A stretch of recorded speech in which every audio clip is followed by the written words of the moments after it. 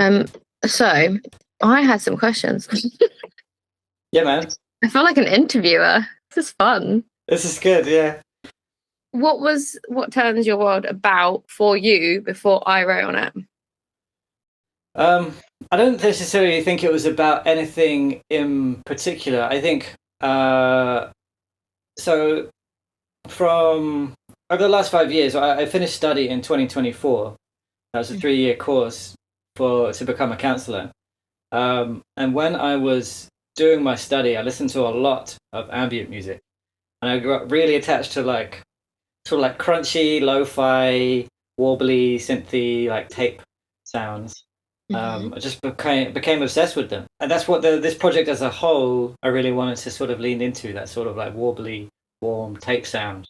If I wanted to really think about it, for me, it's sort of like a calm centeredness, I suppose. Maybe that's part of it. I wanted to bring out a sort of like a slightly melancholic, but also sort of peaceful at the same time. That's the sort of the vibe I wanted to go for, which I think that sort of like lo-fi sort of tape ambient stuff that does really well. It's sort of like you can't quite nail down the mood specifically, but it brings out some sort of weird complex emotion that makes you feel kind of pensive and calm and not necessarily happy, sort of content, but also a bit sort of like mysterious. All those things in one.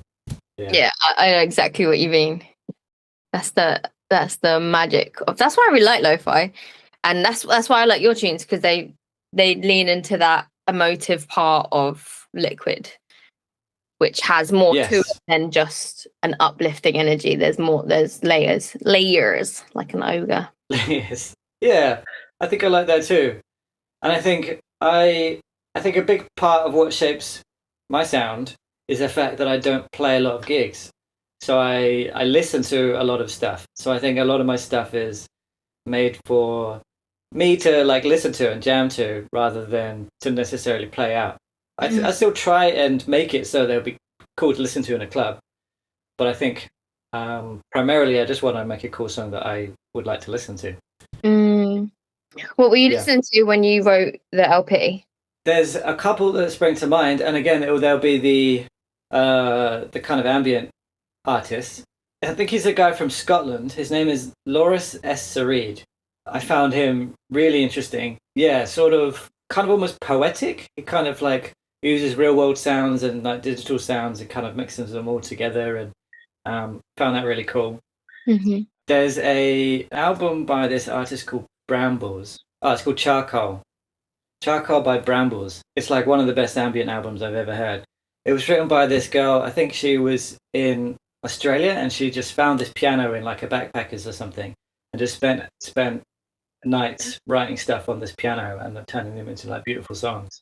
That was a really it's a really cool album, well worth checking out. I was gonna get my notepad, my instinct, write it down. I was like, I'm recording this, I can.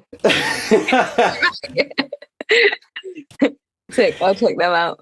I can ask you a couple of questions if you don't have any more. Yeah, sure. Go for it. The lyrics of "What Turns Your World." What do they mean to you, and where do they come from?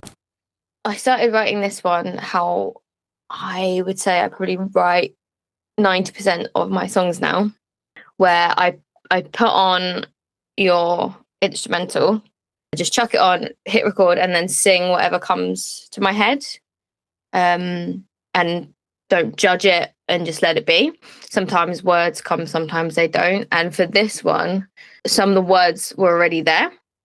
I can't remember whether or not I already had in my head the idea of the topic. Sometimes I do.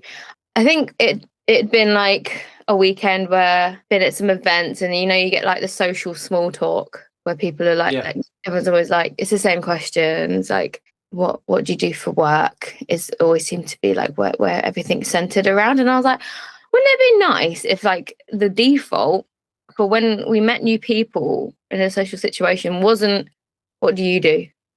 It was like, what gets you up in the morning, or like what like inspires you, like what do you live for? But obviously for a lot of people that's just way too intense.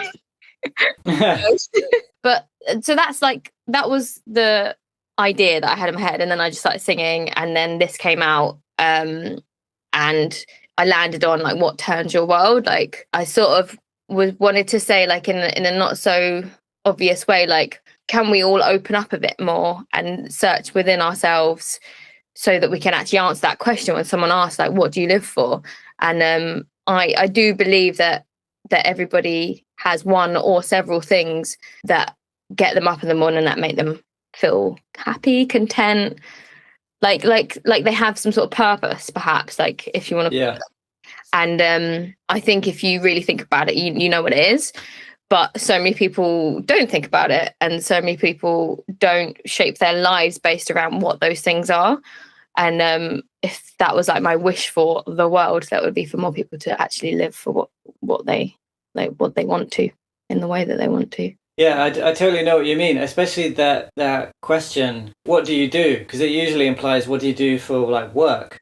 What do you do that is like, adding to the economy, adding to the kind of like, and it's nobody's fault. It's obviously just how we all operate. But it sort of comes from like this Alan Watts quote, which was, what would you like to do if money were no object? How would you really enjoy spending your life? And like, the first time I heard that, like back in uni, I was like, oh my God, that's such a good question. Like, and I just started asking everyone I knew, like, what? And then it was like, the answers that you get back is so varied. Like, some people have like no instantly. And some people are like, what sort of question is that? Like, like, it's not how the world works. And some people just absolutely have no idea, because they've never really thought about it, because they've had to survive, or whatever it is that they've done with their lives. I've carried that question with me a lot through my life, so that's sort of like my answer to that. Is it wild, like, when you write something and then send it to someone else and then they change it and it's like this new thing? How does that feel? Oh man, it's always really exciting. Sending stuff to you is always like, I just can't wait to get this back, because I don't know what it is. For whatever reason, there's a real good synergy. I think we must just have a similar appreciation for certain frequencies or something. I don't know, but whenever I send you something, I just know that I'm gonna like it. Oh, and also pressure. No, just kidding. No. I don't know, for whatever reason. When you latch on to something that I've written, I don't know, I think you have a way of writing music that isn't so like rigid, I suppose. I think you can be pretty good at being fluid to what the track is doing, rather than being like, this track doesn't fit into like a verse chorus kind of structure. I think you're quite good at listening to the tune and being like, what does this need? What can I add to it? Well, I think what turns your world in particular, I think the second verse, I think you called it the second verse, there's like some piano which it hasn't really been there before, and you really like do a back and forward thing with it, and it gives me goosebumps. I've got goosebumps now talking about it, and I just love it. I love it so much. Nice. I can't remember what the question was. I just went off on one, but yeah, you answered it. It's pretty cool. I always try and go off the I don't know what the word is that I'm looking for. The rule? I don't like the word rule. What's another word for like rule, or like guideline? Ethos or something? Ethos! That's the word! Thank you. I like to go off of the ethos that, as a writer, need to be of service to the song and not the other way around. Right. So basically, don't lead that writing process with your ego, and give it what it needs.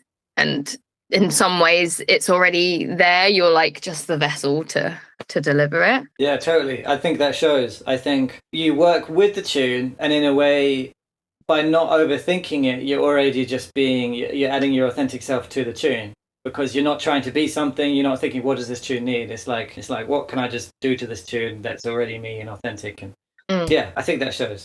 Because that's like life, isn't it? Like, it's an infinite amount of choices that you can make at any given point of your day. And if you just go with the one that feels the best, or the most right, then you can't go too far wrong.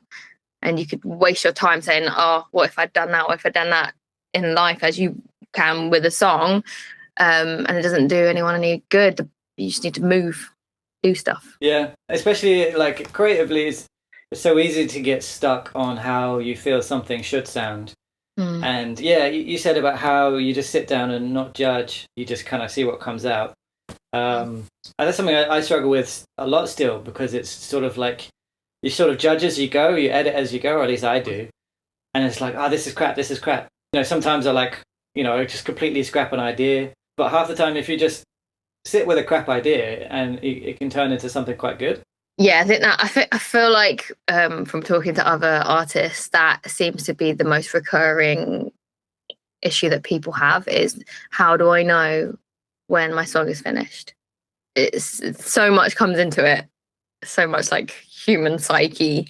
Yeah. I mean, yeah, how do I know a song's finished? When adding stuff sounds like shit. There's a writing sort of technique, I suppose, for like writing books.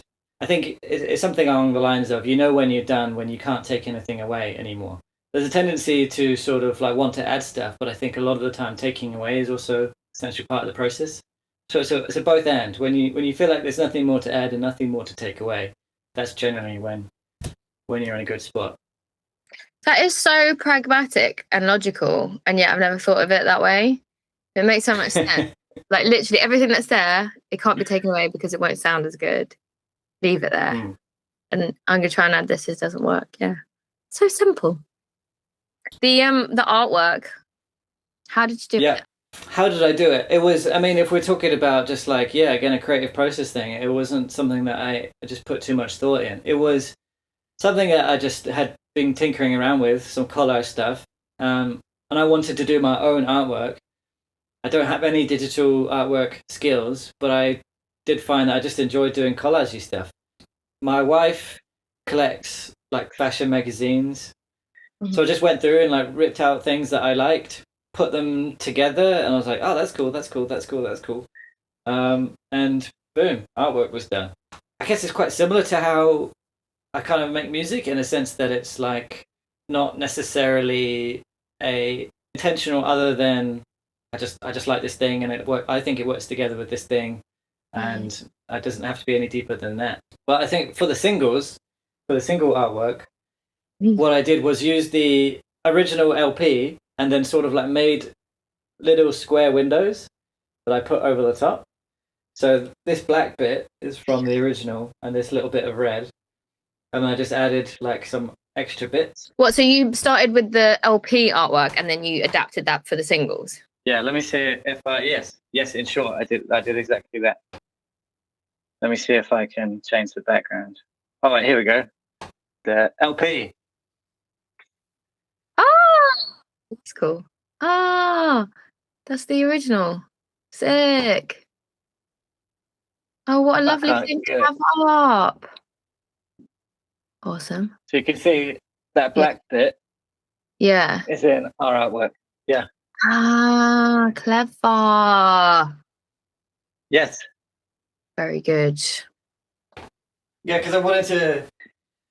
Because I made the album artwork, and Steve was like, "Yeah, we need. We're doing singles. We need a bunch more artwork." I was like, "Fuck, okay. I'm not gonna like recreate a whole bunch of new ones from scratch." So I was like, "I know. I'll just sort of like remix the original one with some extra bits and see what happens." Yeah, cool. Well, I proper gotta go. So love you and leave you. Yeah, sounds good, my love. Have a great day. Sick. Take care. Sit tight. Bye.